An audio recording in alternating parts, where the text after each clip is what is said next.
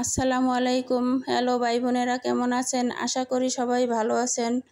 আজ আপনাদের সাথে শেয়ার করব সুস্বাদু মজাদার ডেজার্ট।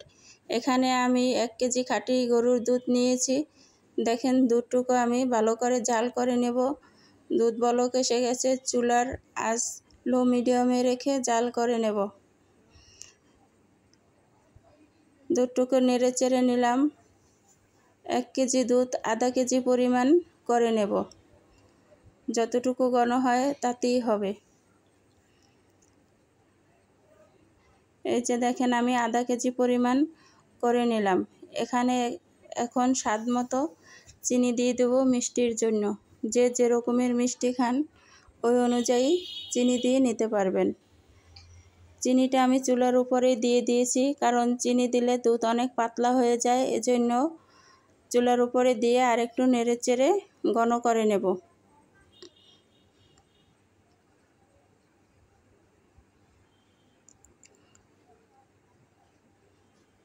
দুধ জাল করা হয়ে গিয়েছে।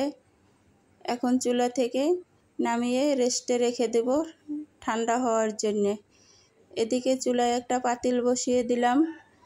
অল্প কিছু চিনি দিয়ে ক্যারামেল করে নেব। চুলার আঁচ লো মিডিয়াম রেখে ক্যারামেল করে নেব। এই যে দেখেন, কালার এসে গেছে, আমার ক্যারামেল হয়ে গেছে। এখন নামিয়ে নেব।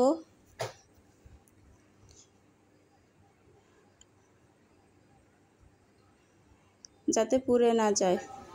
এদিকে 3টি ডিম নিয়ে নিয়েছি। আধা কেজি দুধের জন্য 3টি ডিমই যথেষ্ট। ডিম 3টি ফেটে নিলাম। এখন ক্যারামেল দেওয়া দুধটুকু ডিমের ভিতরে ঢেলে দিলাম।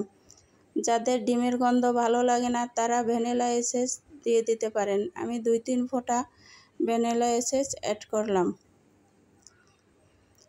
ভালো করে মিশিয়ে নিয়ে বাটিতে ঢেলে নিলাম।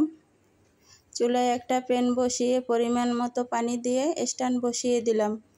স্ট্যান্ডের উপরে বাটিগুলো দিয়ে দেব।